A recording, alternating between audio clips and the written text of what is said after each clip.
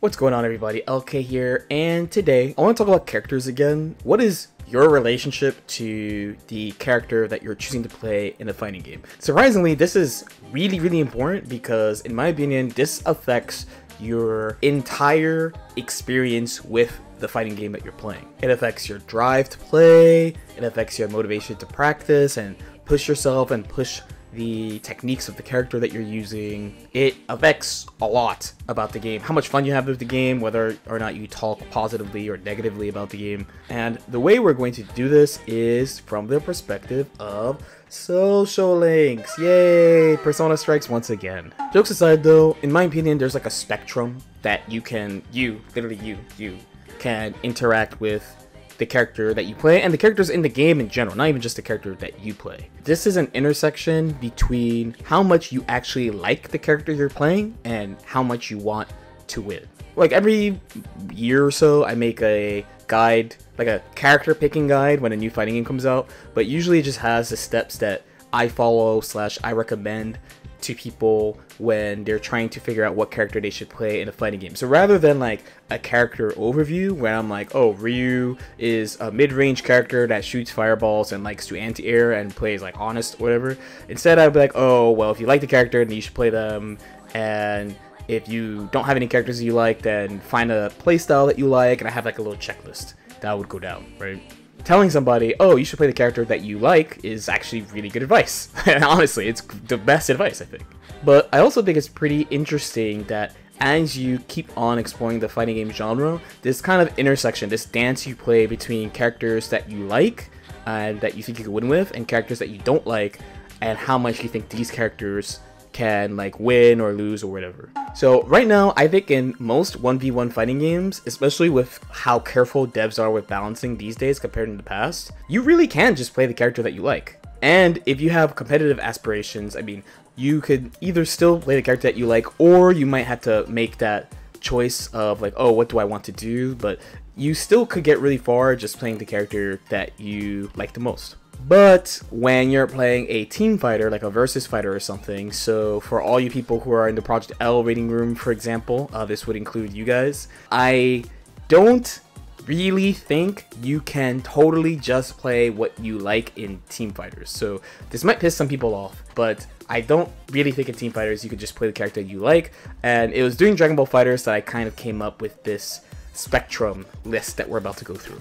So with all that out of the way, the ranks are as follows. So 1 is husbando or waifu, right? And then 2 would be friend. Then 3 would be ally. 4 is mercenary, and 5 is enemy. So we're gonna go through each one. So this is basically a spectrum that ranges from I will never drop this character no matter what, so help me God, right? To I will never ever play this piece of shit character ever for any reason. And anyone who plays this character is probably a nice person, but is a piece of shit in the video game that I'm playing. So let's start at the top. We're gonna start with husbando waifu. I use that because it's absolute commitment no matter what. You will never ever consider switching mains, and it's also kind of unlikely you'll consider playing other characters, especially if you're thinking about like a 1v1 scenario. So personally, I don't actually have any characters like this, but you see this a lot from like long-running series, especially legacy series. For example, Baiken. There are Baiken players like Koto, for example, from Japan, who just plays Baiken every version of the game. Myself, I played Melee and Exerd, so I started Melee with Strive. You'll see people just pick the same character in each version. It's more common in these kind of long-running legacy games than anything else. The huge emphasis and differentiator here is like, it doesn't matter what you do to the character, what the devs do to the character, you stick to the character. You also see this in modern days. Again, devs are better at balancing than they used to be, but for example, in BlazBlue, there's a character who I don't like very much. Her name is Noelle Vermillion, and this character has truly been all over the place, like as high as top tier and as bottom 3, and there's some people who just play her no matter what because that's their waifu. Next we have friend. So friend is probably the most common. So this is a character you really vibe with, they have a playstyle you like and an appearance you like, and it will take a lot for you to actually not play the character. But it's not impossible for you to not play the character. So for example, in my case, since we're talking about BlazBlue, I could talk about Lychee. Lychee was my longtime main in BlazBlue. I played her from BlazBlue Calamity Trigger until BlazBlue Chrono Phantasma. That means I started playing her in like 2009 and stopped playing her, let's say 2014. So that's a pretty long time to play one character across BlazBlue Calamity Trigger, BlazBlue Continuum Shift 1 and 2 and Extend, and then also BlazBlue Chrono Phantasma. And even though I switched mains, I still actually continued to play her for the entirety of BlazBlue Chrono Phantasma. Even though she wasn't like my main, I still would use her in tournaments because I was like, well, you know, like they did so many changes over the years that I don't like her anymore. Like so much that I'm driven to be a Lychee main. I still have a ton of experience with the character, and she's still good against basically everybody, so it would be a waste to totally drop her. So it took years of changes to this character, because honestly, I didn't usually like the changes they would do to Lychee, but it still took years of this before I was like, alright, it's too much. Like, what are you doing with my character, bro? Like, what are you guys doing, for real? So that should tell you that character's a friend. Like, they'll like knock him down a little bit, or maybe they'll give him some buffs here or there, but despite changes up and down, you're still like, oh, well, you know, there's new stuff, these changes are fine, whatever. So then you have allies. So ideally, you're not playing a character that's an ally in a 1v1 game. That's actually kind of a bad look, but I think, especially in a 3v3 fighter, you probably can't avoid playing at least one character that you would consider an ally. So this character is definitely not your favorite character, and especially in the case of a 1v1 game, you were originally hesitant about playing this character, but found yourself surprised at how much you actually enjoy playing the character once you started seriously playing them. That being said though, because you don't actually like the character that much, like the basic stuff like their appearance or something, it doesn't take too much to get you to stop playing or switch off the character. So in a 1v1 game, an ally character is either like a counterpick character, or maybe just like someone you're learning because, you know, maybe you don't know the matchup very well or something. So for 1v1, I would say a character like Axel in Guilty Gear Strive. So basically, especially if you know my overall character history, I have never mained a character like Axel, but I used him quite extensively. I used him for about like 7 months or so in Season 1 as a counterpick character for Leo White Fang, Potemkin, and sometimes Nagoriyuki. And honestly, he helped me out. He was a homie. You know, again, not a playstyle that I'm like super excited to play, but he did the job that I needed him for. It was fun to learn him, and he had some interesting stuff, so it was a cool experience. But in a 1v1 game, is not so common you'll have to do that. Especially if you're playing for fun. I'm playing like in tournaments, so like every now and then I gotta be like, maybe if my character is not like super meta and I'm having problems, maybe consider counterpicking, right? Or like learning another character. In 2v2 or 3v3 games, it is much more likely you'll play at least one ally character. And this is just because it's the nature of the beast. You know, in a team game, you need a coherent team to succeed. Like, the team needs a game plan. Marvel players call it synergy. Like, the team needs things that work together to make the characters stronger, like the character's baseline things stronger. That might mean playing a character you don't like that much or don't really care about that much. Like, for example, for me, I'm not really a fan of GT Goku. Like, I didn't really watch Dragon Ball GT, but GT Goku was really good in Season 2. He was broken. He was like the best character or second best character, so it had to be done. Or like my last teams, I should say, all have Z Broly. If you know me, I have quite literally no business picking Z Broly based on aesthetics or anything. But not only did I find him more fun than I thought, but he helped my team out a lot. He helps everyone's team, honestly. What do you mean my team? He helps everyone's team, so that means he helps mine team too. He helped me with problems I had specifically with the game, so both these things just lined up in like being an overall really good choice for me. So even though in a 1v1, like if it was Dragon Ball FighterZ 1v1, it's pretty unlikely I would play Broly for like any reason, but in a team game, you just kind of have to accept like, hey man, like you might just have to play characters you don't care about. It's fine, and you might have fun. So then we have mercenaries. So we're on the bottom, we're on the dark half. So basically, if you play a 1v1 game, you almost have no business truly playing a mercenary character. If you play a team game, you probably will have to play one. So either because you feel like you have to, either because of like the meta of the game, like you're down on the game, you think the game is like not good, relies on too much broken stuff, blah blah blah, or you're playing a team game, so there's just a character, like I mentioned GT Goku,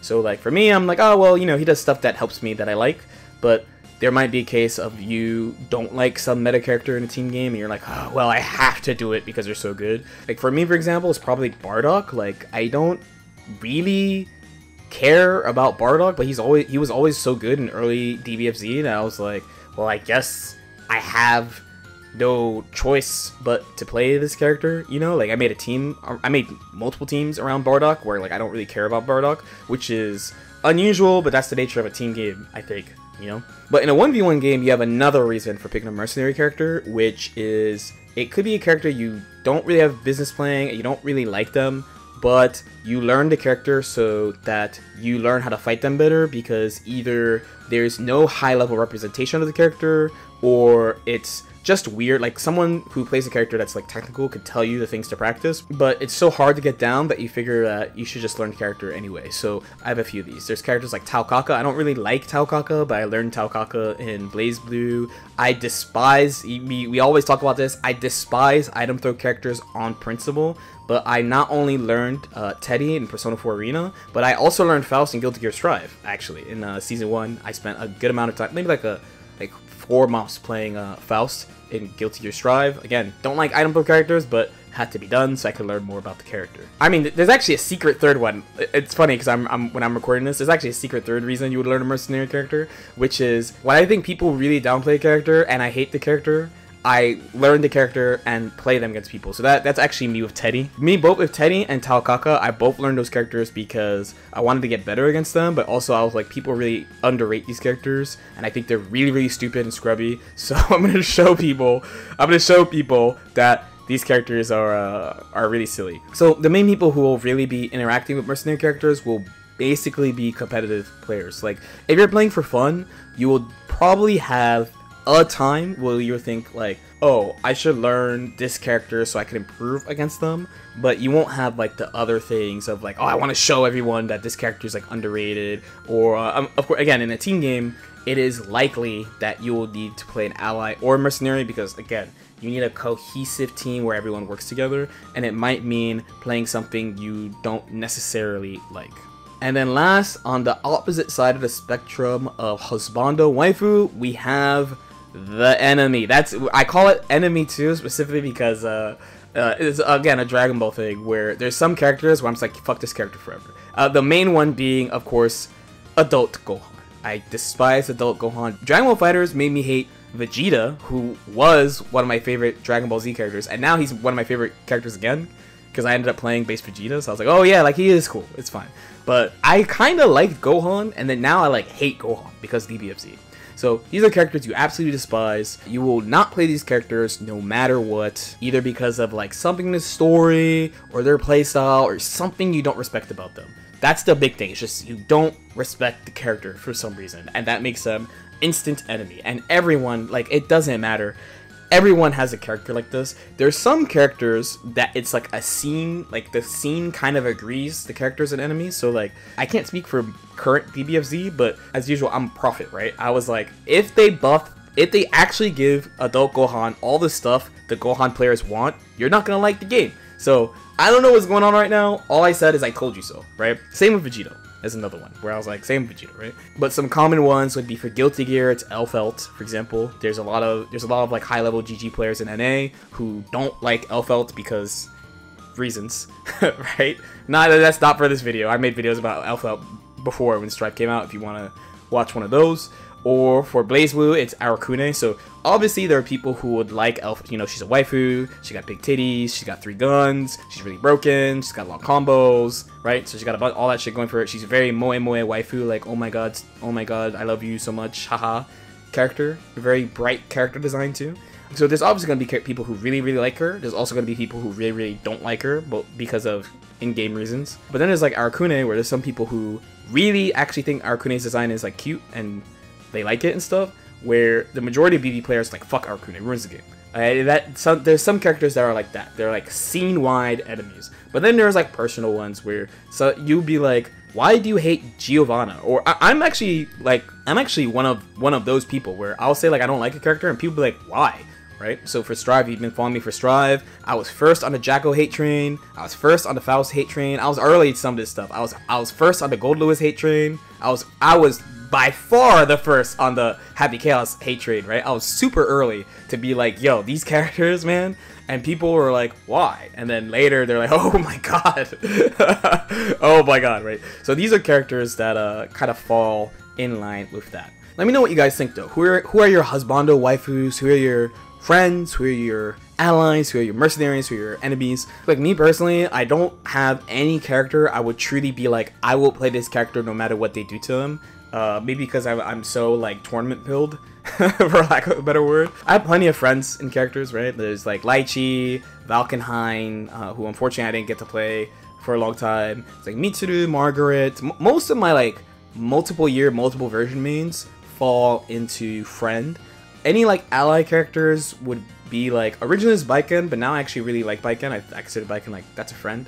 Most of the characters I consider ally characters are all from like DBFZ, like characters that like, originally I'd be like, I wouldn't really play them, but then by then I was like, you know, like, it's fine, you know, like characters like Bardock, like when I played base Goku, for example, like they're characters that like, I'm pretty fine with.